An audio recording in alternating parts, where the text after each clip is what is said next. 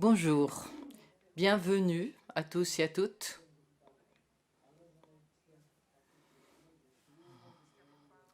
Aujourd'hui, nous sommes ici pour le briefing. Nous avons, comme d'habitude, des invités. Je vais tout de suite vous les présenter. Son Excellence Pablo Virgilio David, évêque de Caloocan aux Philippines, membre de la Commission pour l'information de la 16e Assemblée générale ordinaire du Synode des évêques. Ensuite, nous avons Son Excellence Launay Saturné, archevêque de Cap-Haïtien, Haïti, responsable des œuvres pontificales missionnaires à Haïti, en Haïti, pardon. Monseigneur Mounir Kairala, évêque de Batroun des Maronites au nord de Beyrouth, artisan de paix dans un pays en guerre depuis presque 50 ans. Il a reçu en 2023 le prix Fuoco Dentro, donc feu à l'intérieur, femmes et hommes qui changent le monde, qui a été institué par l'archidiocèse de Milan, et à Elikia, qui est une association de promotion sociale qui, depuis 2012, œuvre dans plusieurs domaines de la société civile et religieuse. Et ensuite, nous avons Madame Catherine Clifford, qui enseigne théologie systématique et historique auprès de la Saint Paul University d'Ottawa au Canada, directrice du Centre de recherche pour le Vatican II, et le catholicisme au XXIe siècle. Puis Sheila, que nous connaissons bien, qui est secrétaire de la Commission pour l'information de l'Assemblée synodale. Et enfin, Monsieur Paolo Ruffini, président de la Commission pour l'information et préfet du Dicaster, à qui je vais tout de suite laisser la parole. Il va nous présenter quelques points de l'Assemblée, des points clés de l'Assemblée. Il y avait 340 membres présents aujourd'hui. Merci d'être ici, même le samedi. Merci aussi à ceux qui sont en ligne. Juste quelques minutes. Après la prière, le cardinal grec, secrétaire général du synode, a fait une annonce importante, je pense, d'un point de vue des travaux de l'Assemblée, concernant l'exigence qui a été exprimée dans les cercles mineurs et dans l'Assemblée d'entrer en lien avec les 10 groupes d'études. Le cardinal grec a dit, nous écoutons l'Assemblée. L'Assemblée a exprimé à plusieurs reprises ce désir, ce vœu. Donc on a voté sur cette proposition, c'est-à-dire avoir un moment d'interaction entre les groupes d'études et les membres du synode. Cette proposition donc a été mise au vote. 265 approbations et 74 voix contre. Donc vendredi 18 octobre, les coordinateurs de chaque groupe vont rencontrer et écouter les membres de l'Assemblée qui veulent donc avoir une conversation avec eux sur les thèmes traités par ces groupes. Et on pourra aussi remettre des contributions écrites au secrétariat et qui sont remis au groupe. De cette manière, on peut, disons, continuer ce processus ou cette démarche synodale. Le pape François a été donc informé de cette proposition pour pouvoir écouter son avis. Et ensuite, la proposition a été mise au vote. 265 voix favorables, je le répète. En ce qui concerne les travaux, ce matin, la phase de conversation sur le premier module, les fondements du chemin synodal, c'est terminé. Les rapporteurs des tables linguistiques, 36 groupes donc chargés de recueillir les fruits des cercles mineurs et de la façon dont le débat dans l'Assemblée générale a été reçu par ces cercles. Donc, un document a été élaboré qui vient d'être remis au secrétariat du synode. Chaque groupe donc a remis un document. Les documents doivent contenir des propositions sur les points qui sont jugés fondamentaux et qu'on considère importants à mettre dans le document. et aussi les points qu'on veut approfondir. Alors, pas seulement le titre d'un sujet, d'un thème, mais on a demandé au groupe d'être très concret dans les propositions.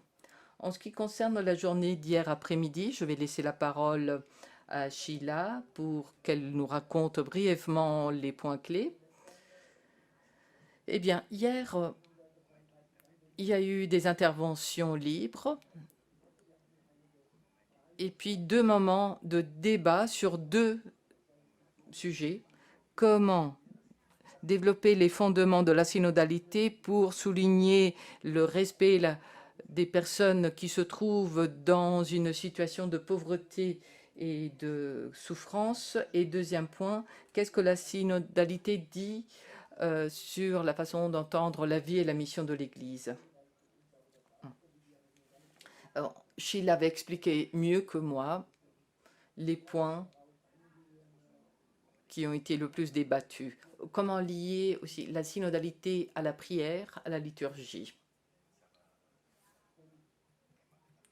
Le thème de la proximité à toute forme de pauvreté et de souffrance a été souligné. Il a été suggéré d'utiliser dans le document final, un langage simple pour communiquer d'une manière efficace avec le peuple de Dieu. Et puis on a souligné aussi qu'il est nécessaire d'inclure les voix des jeunes et des communautés locales pour que l'Église reste attentive aux signes des temps. Beaucoup ont parlé du thème de la guerre et de la paix, et aussi de la sauvegarde de la création. À propos du thème de la paix et de la guerre, demain, il y aura le chapelet, donc le rosaire à Sainte Marie Majeure, où le pape invoquera la paix. Et puis, il y aura la journée de jeûne lundi 7. Et pour nous, ce sera une journée de travail, mais nous observerons le jeûne et évidemment au cours du synode, mais aussi chez nous. Je vais laisser à Sheila, je vais laisser la parole pour qu'elle explique un peu mieux que moi les points qui ont été traités dans la congrégation générale d'hier. Merci Paolo, bon après-midi. Alors comme Paolo Ruffini l'a dit, à la veille des 7 et 6 octobre, plusieurs délégués ont proposé de lancer un appel urgent pour la paix au nom du synode. Il a été dit, nous avons besoin de mesures concrètes pour mettre fin à la guerre et aux migrations forcées. Les paroles du pape sur la paix ne sont pas toujours comprises. Des applaudissements ont retenti lorsque pendant l'une des interventions, quelqu'un a dit que nous pouvons tous être des artisans de paix, chrétiens, juifs, musulmans, en condamnant tous les fondamentalismes. Nous devons avoir le courage d'appeler les choses par leur nom. Aujourd'hui, la cause de la souffrance mondiale est souvent passé sous silence, le trafic d'armes. Lorsque des missiles sont tirés, certains s'enrichissent. Nous devons dénoncer la cause première de tous ces maux. Nous devons nommer ceux qui profitent des guerres. Parfois, en plus de la prière, il faut dénoncer aussi. Voilà, ce sont des paroles qui ont été soulignées à propos de la prière pour la paix. Il y a eu aussi des interventions sur la question des pauvres. Nous avons entendu dire que nous devons entendre leurs cris, les inclure comme sujet et non pas comme destinataires de la synodalité. Des applaudissements ont également retenti lorsqu'un délégué a déclaré « L'histoire du salut nous enseigne que souvent le chemin nous est indiqué par les derniers, les improbables. Nous devons écouter le cri de la terre et des peuples. » Dans l'Instrumentum Laboris, la charité n'apparaît que 2 fois. Et ce n'est pas une bonne chose, car la charité et la miséricorde sont au cœur de l'existence de tous les chrétiens. Synodalité veut dire que chacun se sent chez lui, en évitant les formes de discrimination et en écoutant ceux qui ne sont pas écoutés. Hier, dans la session de l'après-midi, il y a eu encore des interventions sur le rôle des femmes. Il a été dit qu'il ne doit plus arriver que les femmes qui veulent servir l'Église, qui aident tant l'Église et la société, se trouvent dans des positions marginalisées. Nous devons respecter le commandement d'accueillir toutes les personnes, y compris les femmes qui veulent être ordonnées prêtres et les personnes LGBTQ+, mais aussi trouver des réponses pour eux, donc basées sur l'Évangile et la Bible. Nous avons parlé aussi des jeunes, de ce qui les attire, de ce qui les fait fuir l'Église. Qu'est-ce qui les attire dans l'Église aujourd'hui? À cette question, les jeunes répondent souvent le radicalisme évangélique. Nous devons remettre Jésus au centre. Et c'est ce que certains délégués ont dit. Une autre réponse, c'est que les jeunes sont le sujet, non l'objet de l'évangélisation. Faisons-les respirer et respirons avec eux. Parfois, nous ne savons pas quel rôle leur confier. Il a été aussi noté et apprécié le fait que depuis de nombreuses années, nous parlons de la nouvelle évangélisation, mais nous n'avons pas encore clarifié ce dont nous parlons. Aujourd'hui, nous nous adressons à un petit troupeau. On a donné un exemple. Dans des lieux comme l'Europe, les églises sont vides. Il y a une mission extérieure, mais il y a aussi une mission intérieure. Voilà, ce sont des citations des interventions qui ont été faites au cours de la session de l'après-midi. Un autre thème qui a été traité hier, c'est celui de l'écuménisme. On a applaudi lorsqu'il a été souligné que la synodalité ouvre des portes pour discerner la présence de Dieu et de l'Esprit Saint dans d'autres églises et d'autres expressions religieuses. Avant de terminer, je voudrais vous donner quelques autres citations. La synodalité est un moyen de lutter contre le cléricalisme. Il faut donner plus d'attention aux églises locales. C'est le premier lieu où les baptisés vivent la synodalité. Nous devons parler des synodes diocésains qui ne sont pas présents dans l'Instrumentum Laboris. Et nous avons aussi dit que le ministère, nous avons parlé du rôle du pape donc, et du ministère pétrinien dans un monde synodal. Et puis, il y a eu des célébrations ce matin. Il y a eu l'anniversaire d'un délégué spécial, le révérend Legrain, OP, et puis un anniversaire épiscopal, James Calderan, Mexique. Je vous remercie de votre attention. Merci, merci Sheila.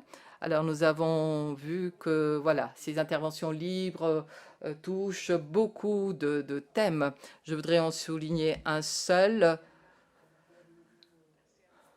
Avec la prière, il faut dénoncer aussi. Il faut dénoncer. Toutes les religions doivent dénoncer les fondamentalismes pour pouvoir aller vers la paix.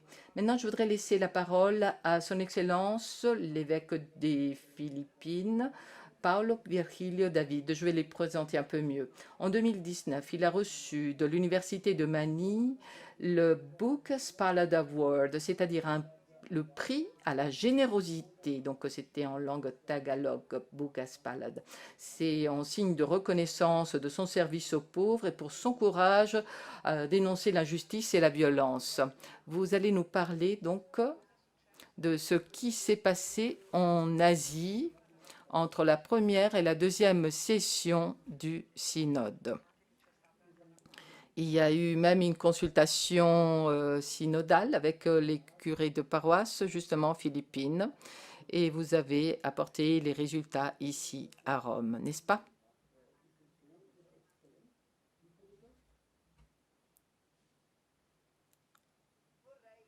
Eh bien, je voudrais vous dire que l'université s'appelle, l'université de Manille.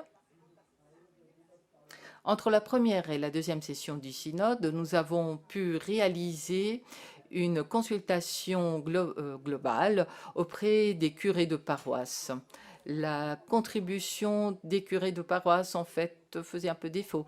Alors le Saint-Père a justement demandé que les curés puissent participer davantage. Nous avons organisé une consultation ici à Rome et j'ai participé à cette rencontre. Quand nous sommes rentrés aux Philippines pour préparer les associations et fédérations continentales, nous avons donc la conférence, la fédération, pardon, des conférences épiscopales d'Asie. Et eh bien, nous avons organisé aussi une consultation continentale, mais nous avons d'abord demandé à toutes les conférences épiscopales de nous donner des retours, des réactions au rapport de synthèse du synode après la première session.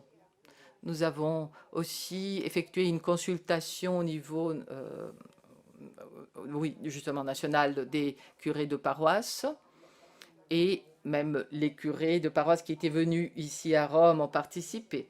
Disons que oui, le pape a vraiment demandé aux curés de paroisse de devenir des apôtres de la synodalité. Voilà en gros ce que nous avons fait entre la première et la deuxième session.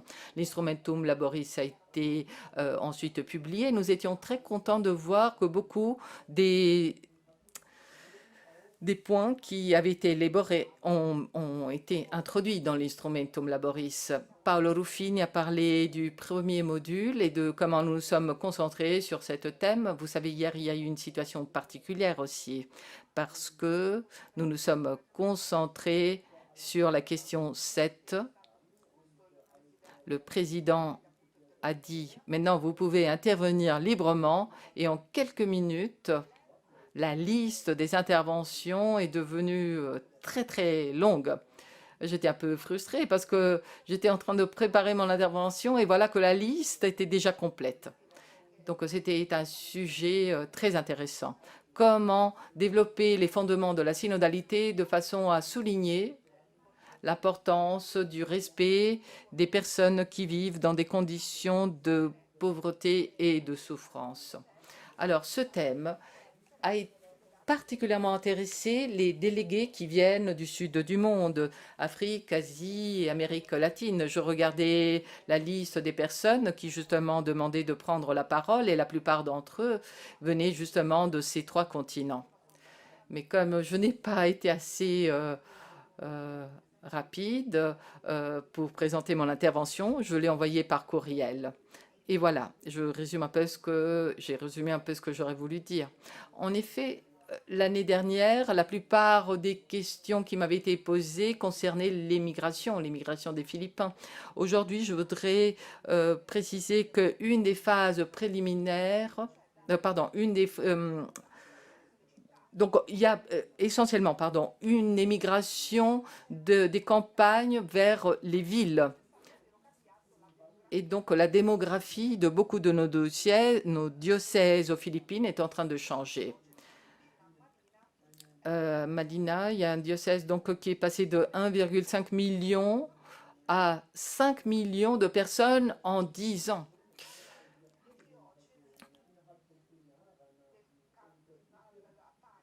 Le cardinal Tagle, quand il était évêque de ce diocèse, il est arrivé ensuite à Manille, après à Rome, et pour nous, ça a été évidemment une perte, mais une bonne chose pour l'Église universelle. Mais c'est pour dire que la migration locale est devenue quelque chose de très important. Donc nous avions des paroisses traditionnelles qui s'occupaient des habitants qui justement habitaient autour de la paroisse. Alors qu'on voit cet afflux de personnes venant des provinces vers la ville, et on vit ça un peu comme une menace. C'est un peu la même sensation qui existe dans d'autres pays quand il y a des migrants qui arrivent. En fait, la même chose ça, a lieu au niveau local, quand il y a les personnes des campagnes qui arrivent dans les villes. Les habitants des villes se sentent menacés par ceux qui arrivent des campagnes. Ils pensent que tous ces bidonvilles qui sont créés par ces personnes, parce que c'est des lieux où il y a la criminalité. Alors, quand en 2015, le pape François est venu chez nous, il nous a invités à aller aux périphéries. Et nous avons relevé ce défi très, très sérieusement. En fait, nous n'arrivions pas à faire arriver dans nos paroisses ces migrants locaux. Donc nous sommes, nous, allés vers eux, essayer de créer des différentes missions, 20 missions dans mon diocèse. Ce sont des, en fait, les églises parmi les plus pauvres des pauvres. Si les pauvres ne viennent pas vers nous, c'est nous qui allons vers eux. C'est la décision qui a été prise. C'est ce qui est en train de mieux transformer, en mieux nos paroisses. En effet, nos ministères, nos organisations paroissiales ont une bonne raison d'aller vers les périphéries, même si ce terme périphérie n'était pas très familier aux Philippines. Mais maintenant, nous nous sommes habitués et c'est une expérience pastorale importante qui a été renforcée par ce synode sur la synodalité. Merci, merci beaucoup. Merci de ce témoignage sur la question migratoire aussi et sur l'immigration interne. Nous allons maintenant écouter l'évêque de Haïti, son Excellence Saturné. Nous lui demandons de nous parler un peu de la situation économique, politique, sociale en Haïti et surtout qu'est-ce que le synode a apporté à cette situation? Est-ce qu'elle s'est améliorée après la première session? Quelles sont les perspectives aujourd'hui? Dans lequel nous avons réalisé la préparation de la première session et la deuxième session, c'est un contexte en Haïti extrêmement difficile et cela à tous les niveaux. Au niveau social, au niveau politique, au niveau économique. La situation est marquée par l'insécurité.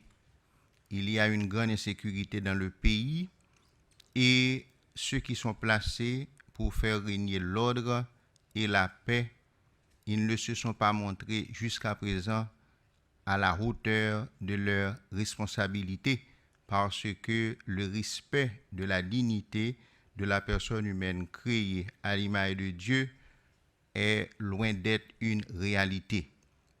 Pas trop longtemps, le 3 octobre, il y a eu un massacre, un carnage dans la zone du Bas-Artibonite, dans la zone de Pont-Sondé.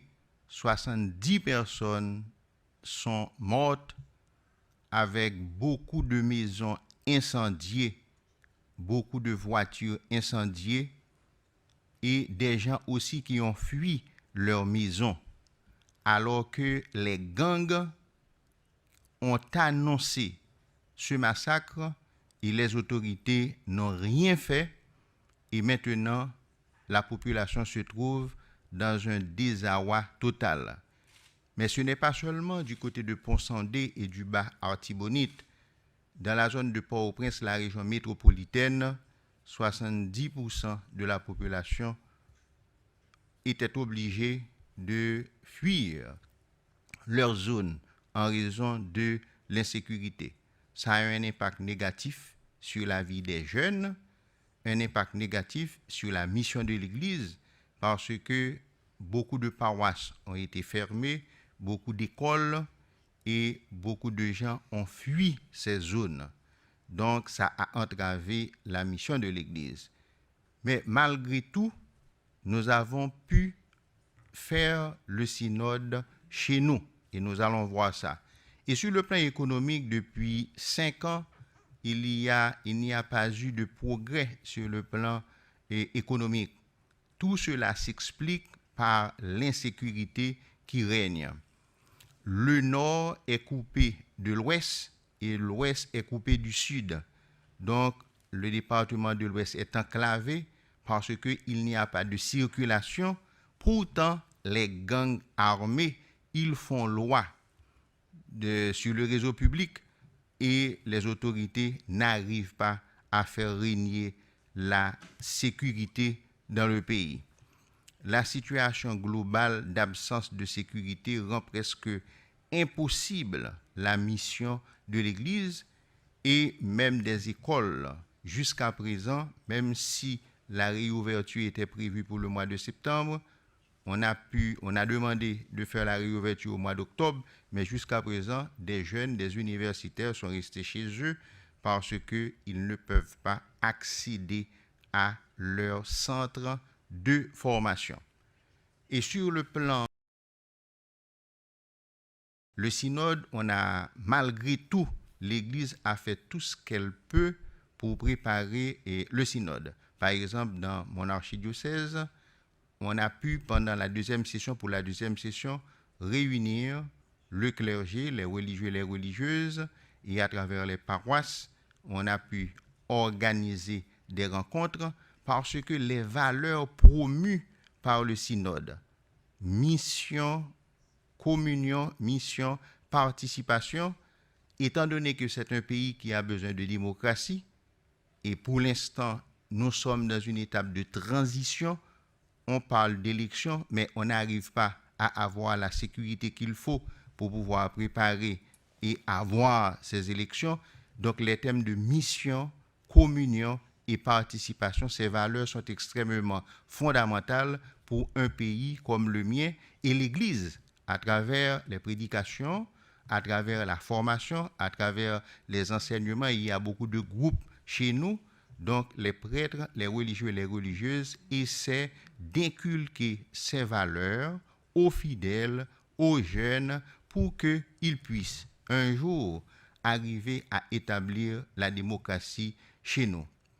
Alors, le pays, l'Église et la conférence épiscopale a eu sa 104e assemblée au mois de septembre.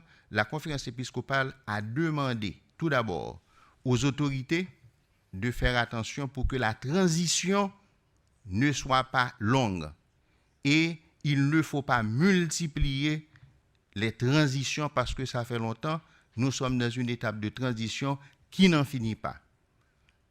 L'Église, la conférence épiscopale a demandé aux autorités multinationales, il y a une force multinationale qui est dans le pays, on demande aux forces multinationales qui sont là pour nous aider à faire régner l'ordre et la sécurité. L'Église demande aux forces multinationales d'assumer leurs responsabilités.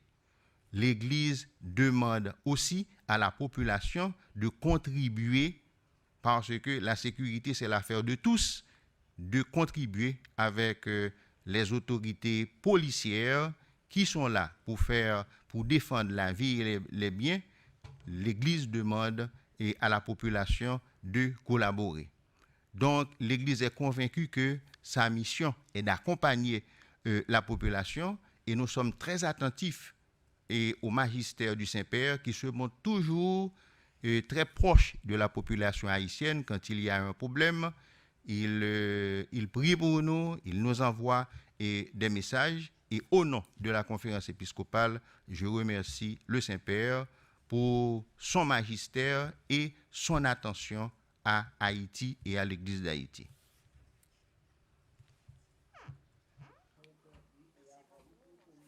Merci.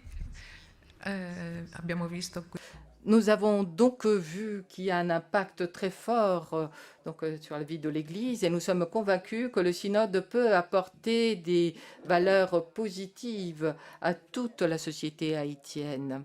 Nous laissons maintenant la parole à l'évêque de Batroun, des Maronites, au nord de Beyrouth.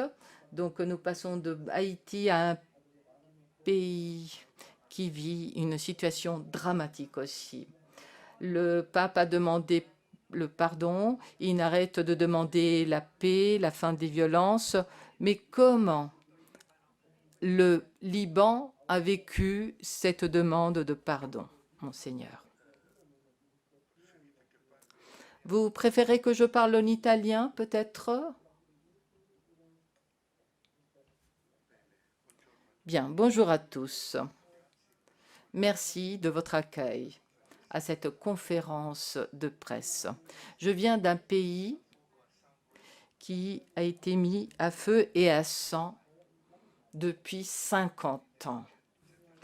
En 1975, la guerre au Liban a commencé sous le prétexte d'une guerre religieuse confessionnelle, surtout entre musulmans et chrétiens.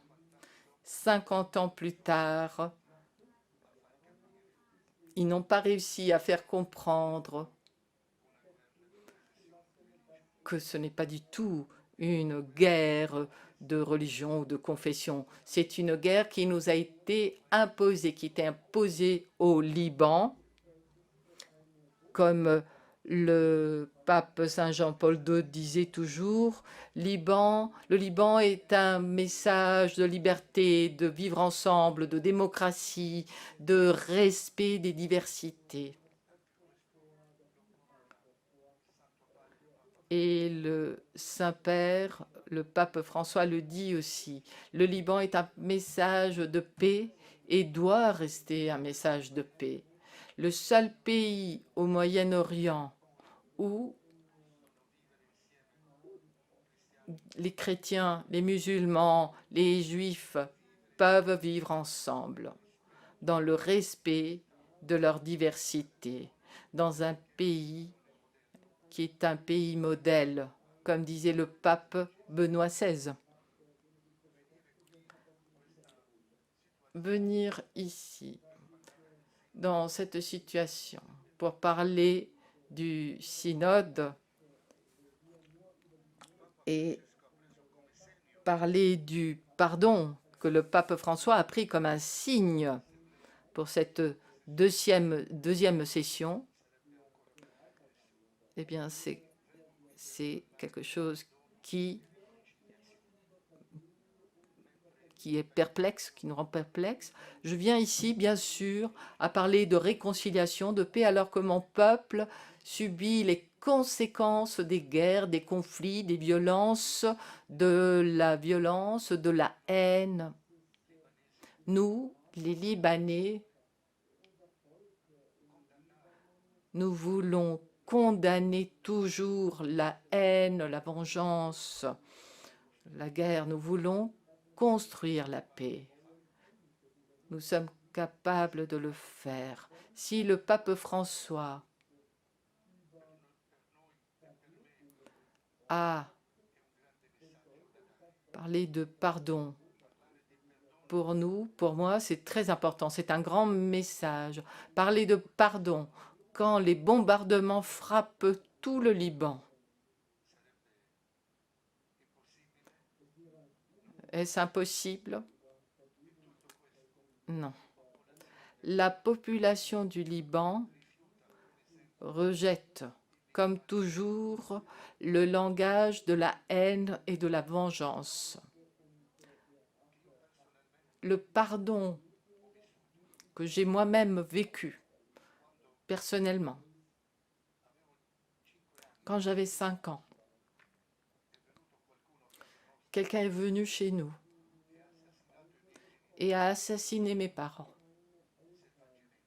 de manière sauvage.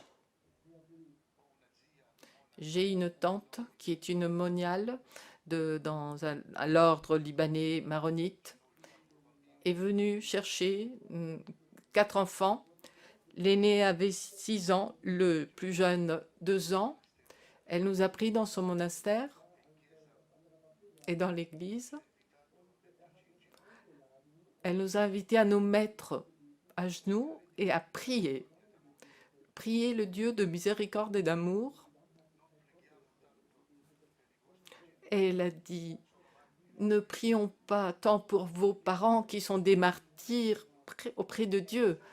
Prions pour celui qui les a assassinés. Essayez de pardonner. Tout au long de votre vie, essayez de pardonner. Vous serez ainsi les enfants de votre Père qui est dans les cieux. Si vous aimez ceux qui vous aiment, dit Jésus, quel est votre mérite? Aimez vos ennemis. Priez pour ceux qui vous persécutent. Vous serez alors disciples du Christ et enfants, fils du Père, de votre Père. Eh bien, nous, 4 enfants, nous avons gardé ça dans notre cœur. Et le Seigneur ne nous a jamais abandonnés. Il nous a accompagnés pour vivre ce pardon. Après mes études, ici à Rome en tant que séminariste. Je suis revenue pour l'ordination à 24 ans.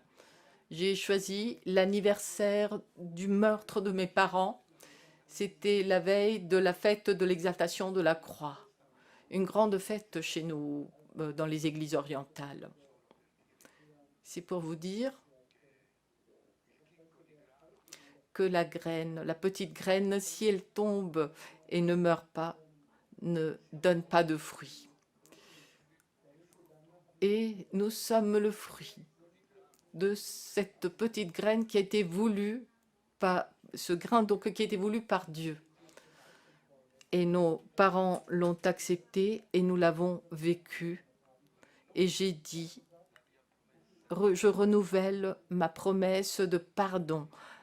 Pardonner à tous ceux qui nous font du mal. Quelques mois plus tard, j'ai parlé à des jeunes à une retraite. C'était en 77-78, les premières années de la guerre. Et j'ai parlé du sacrement de la réconciliation et du pardon. Et je voyais bien qu'ils ne me comprenaient pas. Ils étaient tous armés, prêts à faire la guerre contre nos ennemis. Au bout de 4 heures de discours, je voyais que le message ne passait pas. Le message ne passait pas. Alors je vous donne, j'ai dit, mon témoignage personnel. Et j'ai raconté à ces jeunes Libanais ce que j'ai vécu. Et j'ai renouvelé donc cette promesse de pardon et de réconciliation. Au bout de quelques minutes de silence, il y a un jeune qui s'est levé et il m'a dit, Abouna, père, je suppose que tu as pardonné, mais j'imagine que maintenant, imagine que tu es dans un confessionnal. Tu es un prêtre, tu es un confessionnal. Et puis il y a quelqu'un qui vient se confesser et demander pardon. Que vas-tu faire? Ce n'était pas facile de répondre. J'ai dit merci pour la question, parce que maintenant, j'ai compris ce que veut dire pardonner. C'est vrai que j'ai pardonné, mais j'ai pardonné de loin. Je n'ai jamais vu ce type.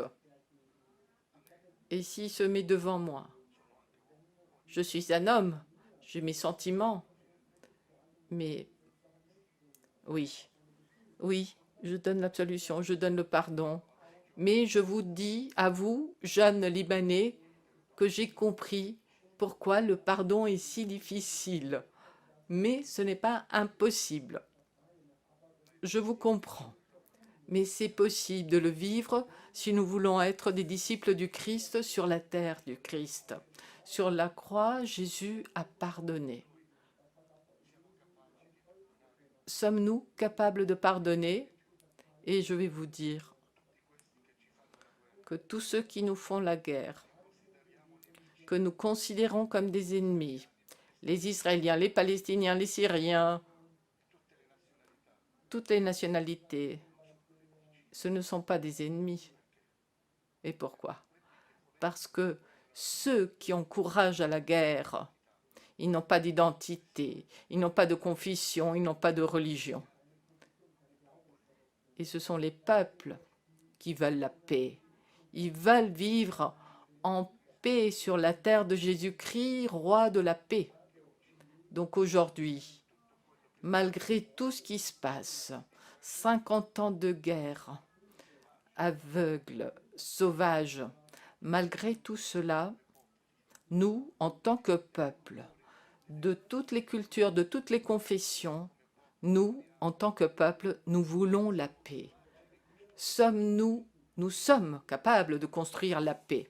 Laissons de côté les responsables politiques, chez nous, chez les autres, les grandes puissances. Ils ne pensent qu'à leurs intérêts sur notre peau. Mais en tant que peuple, nous ne voulons pas tout cela. Et il y aura un jour où nous aurons l'occasion de faire passer notre message et de dire notre parole au monde entier. Ça suffit. Ça suffit avec la vengeance, avec cette haine. Ça suffit les guerres. Ça suffit. Laissez-nous construire la paix pour nos enfants, pour les générations futures qui ont le droit de vivre en paix. Voilà ce que j'ai compris du message du pape François quand il a demandé à vivre ensemble la synodalité, qui est une pratique dans nos églises orientales. Il a demandé à l'Église tout entière de vivre le pardon, la réconciliation, la conversion personnelle et communautaire pour pouvoir marcher ensemble vers la construction du royaume de Dieu. Oui, nous voulons le faire et nous pouvons le faire. Merci. Merci, Excellence. Nous espérons que vous ne vous lasserez jamais de donner votre témoignage qui nous a tellement touchés. Vraiment, merci beaucoup. Nous allons maintenant écouter Madame Kathleen Clifford. Alors, tout à l'heure, vous m'avez dit qu'il y a un climat très ouvert, très libre dans l'Assemblée synodale, très positif. Maintenant, c'est le moment de mettre en pratique la synodalité dans les églises locales du Canada.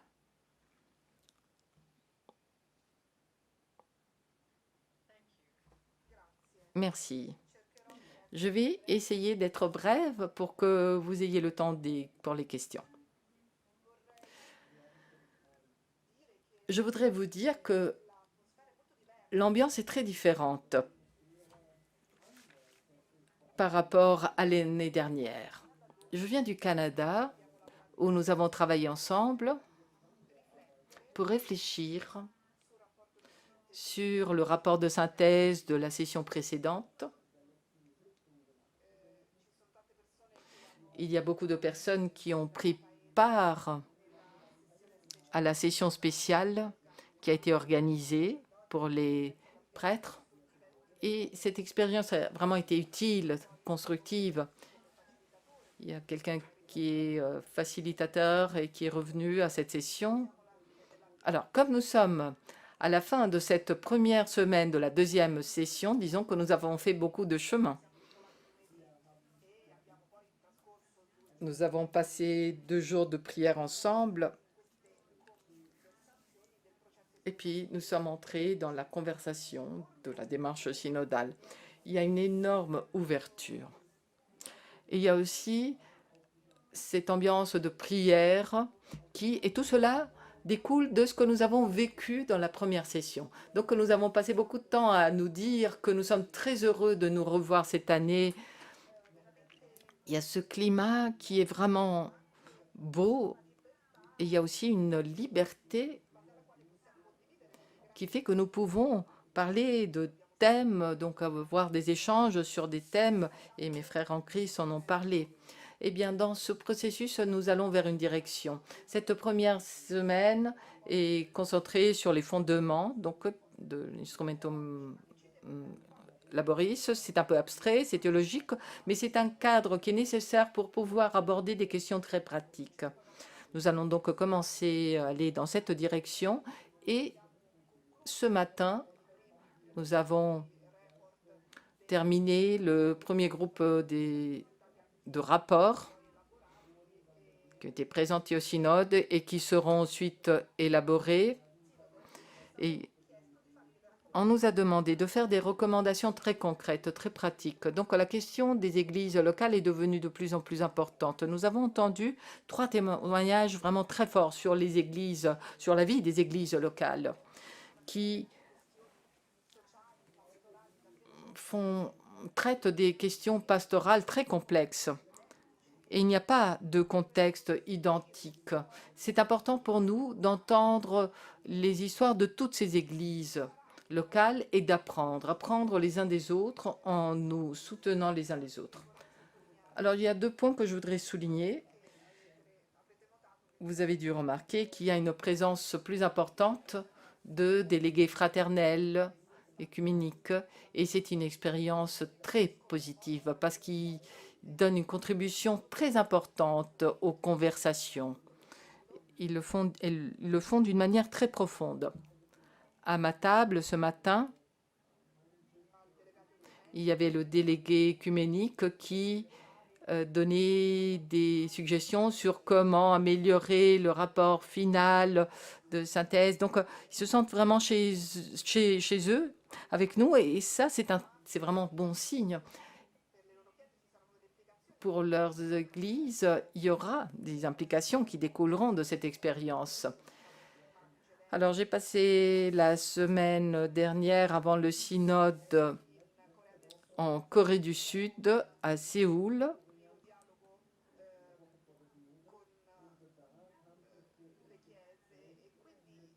en dialogue avec les églises. Alors, vraiment, il y a des questions que nos églises doivent aborder, mais nous devons le faire ensemble. Et ce sera bien plus fructueux de le faire ensemble. Je voudrais dire aussi qu'il y a une présence importante de théologiens et de théologiennes, et c'est très constructif, c'est très utile. C'est un élément important dans ce processus. Et nous sommes en train de travailler beaucoup plus ensemble. Donc, vraiment, je suis très encouragée. Je voudrais maintenant laisser la place pour la conversation, pour des échanges. Je vous remercie vraiment d'être ici avec nous aujourd'hui. Merci, merci beaucoup, Catherine. Maintenant, à vous la parole. Si vous avez des questions, c'est le moment.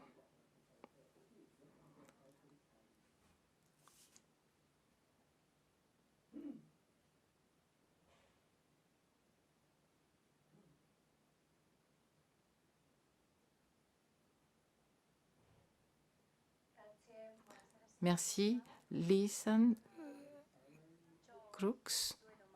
J'ai 2 questions. La première est adressée à qui voudra répondre. Il y a eu des commentaires hier selon lesquels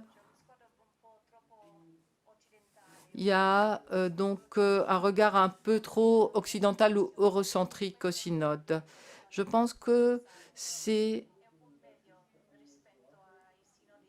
un peu mieux par rapport au synode passé. Alors je voudrais vous demander si vous pensez que par rapport au passé, c'est mieux. Et dans quelle mesure donc cela compte dans ce synode. Et puis pour le Liban, je voudrais demander aussi s'il y a un message que vous voulez lancer, même pour Israël. Kathleen. Je pense que dans un de ces messages, lors de la retraite, Timothy Radcliffe nous a vraiment demandé que nous, du Nord, nous mettions en question. Il a dit « L'ordre mondial est en train de changer d'une manière radicale. Le centre, ce n'est plus l'Occident, d'un point de vue culturel. Mais il y a beaucoup de personnes en Occident qui ne l'ont pas encore compris. Et je pense que c'est l'expérience de notre Église aussi. La plupart des catholiques que nous connaissons aujourd'hui vivent dans le sud du monde, 2 tiers. Et en 2050, 75% des chrétiens vivront normalement dans le sud du monde. Alors, c'est une question qu'il faut prendre très au sérieux. J'essaie de le faire comprendre à mes étudiants. J'enseigne au Canada.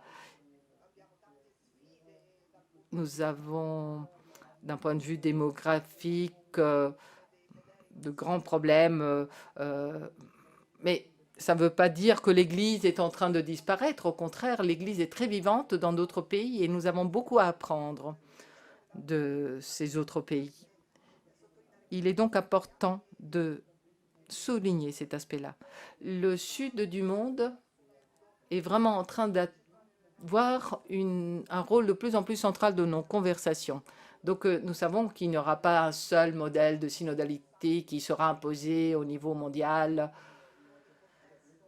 dans tous les contextes. Non, en fait, tout cela doit être adapté par les églises locales, chaque église selon son contexte et les défis auxquels elle est confrontée.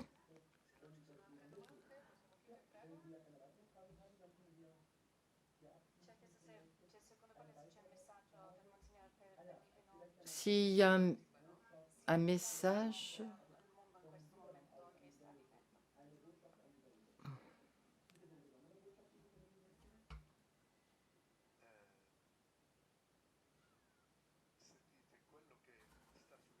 ce qui se passe au Liban maintenant,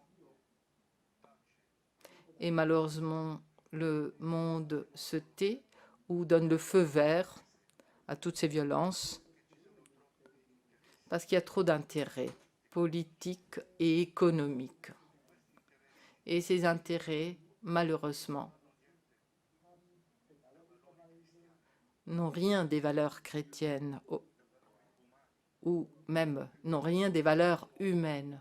Parce que la dignité de l'homme, la liberté de l'homme ne compte plus quand les intérêts l'emportent sur tout, les intérêts de certains l'emportent sur tout.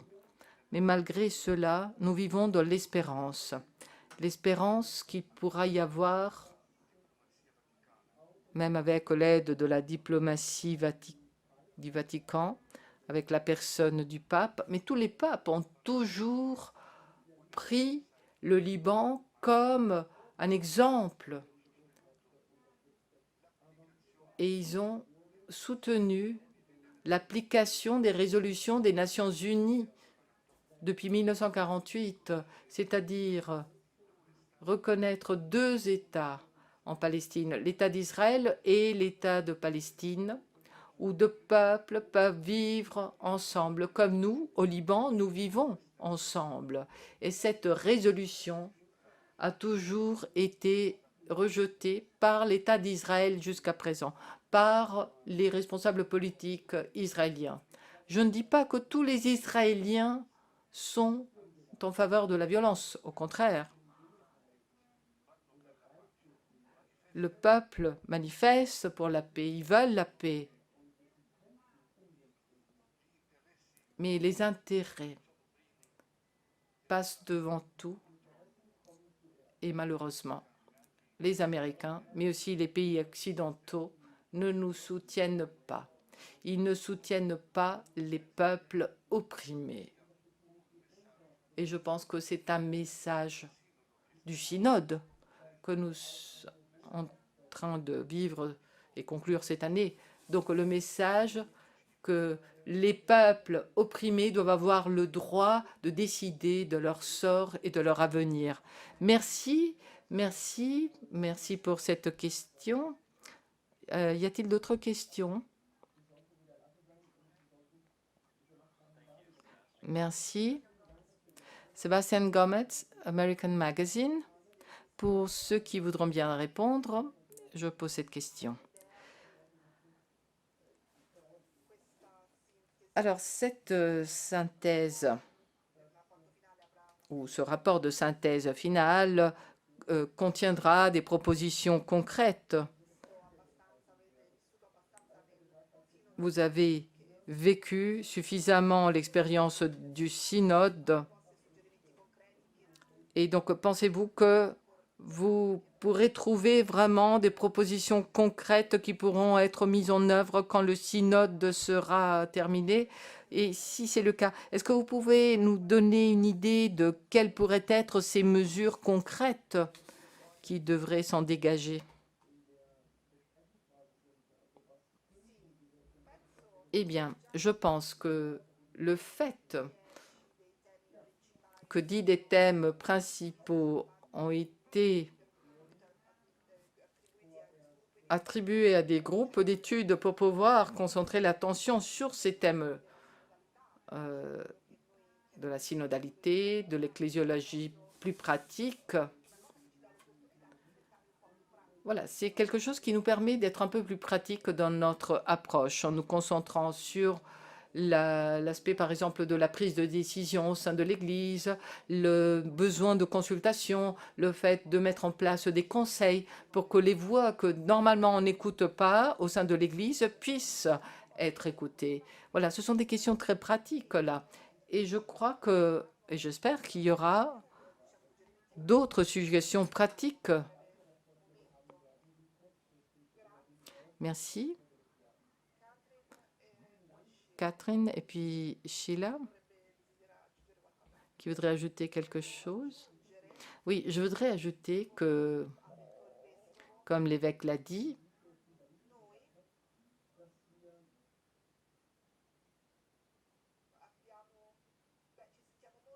eh bien, nous nous sentons très à l'aise dans nos conversations et en même temps, c'est trop tôt pour nous de penser au document final. C'est une phase dans laquelle nous essayons de comprendre ce qu'il faut améliorer, ce qui manque. Actuellement, nous sommes dans cette phase. Mais personnellement, je pense que c'est trop tôt pour pouvoir dire quelque chose sur le document final. Mais nous pouvons dire que jusqu'à présent, les choses vont bien. Nous pouvons partager nos idées, souligner ce qui manque, ce qui est important. Comme nous l'avons dit dans la présentation d'aujourd'hui, si nous regardons les églises locales, eh bien c'est un des points qui font défaut, et les synodes diocésains aussi. Il y a encore beaucoup de choses que nous devons examiner avant de pouvoir répondre à cette question. Je voudrais dire quelques mots à propos de la question des synodes diocésains qui ne sont pas mentionnés dans le document de travail. Alors, c'est quelque chose qui m'inquiète et je suis un peu perplexe, mais peut-être que non, parce qu'en fait, la plupart des diocèses du monde n'ont pas l'expérience du synode local depuis Vatican II. Alors, pourquoi cela fait 60 ans qu'ils n'ont pas vécu cette expérience? Donc, il faut essayer de comprendre que c'est fondamental pour le peuple de Dieu d'avoir cette structure-là, pour pouvoir se réunir avec les pasteurs, pour pouvoir réfléchir sur les défis qu'il faut affronter ensemble. Donc, je pense qu'il y aura beaucoup de conversations qui seront qui porteront sur l'objectif du synode, sur l'organisation. Et je pense que oui, nous allons en parler dans les semaines à venir. L'Église, chez nous, en Haïti, joue un rôle extrêmement important dans la société. Alors, les valeurs promues dans le synode, par le synode, ce sont des valeurs qui peuvent aider à renforcer l'Église, à renforcer la mission en nous, chez nous, et aussi nous pouvons utiliser ces valeurs pour construire une société démocratique, parce que le fait de se mettre ensemble pour réfléchir, c'est une méthode extrêmement importante qui peut aider Haïti et l'Église d'Haïti à aller de l'avant.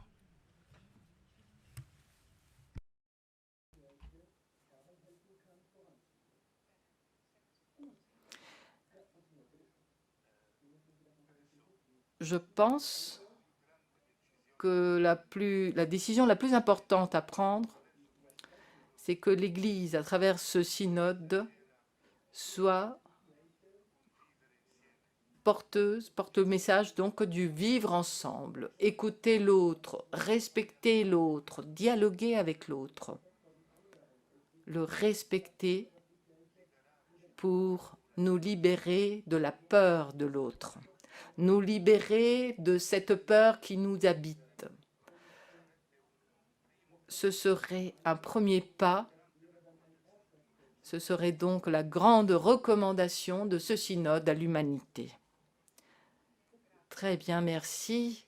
Nous avons terminé pour aujourd'hui. Nous vous souhaitons tous un bon dimanche, bon repos. Lundi, nous allons nous revoir ici à 13h30 pour un autre briefing. Nous remercions tous les invités. Merci beaucoup. Ils sont à votre disposition pour des interviews en anglais, en français. En tout cas, nos invités. À vous. Au revoir. Ah, pardon. Je voudrais remercier tout spécialement nos interprètes et notre équipe de techniciens qui nous aident et qui nous permettent de transmettre tout cela en 6 langues différentes. Et les interprètes vous remercient.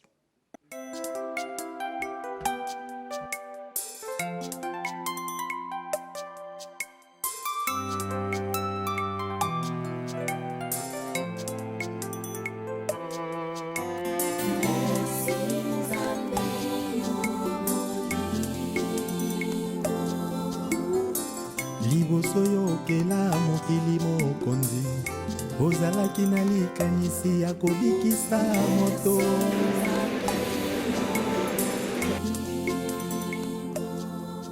okamati opesi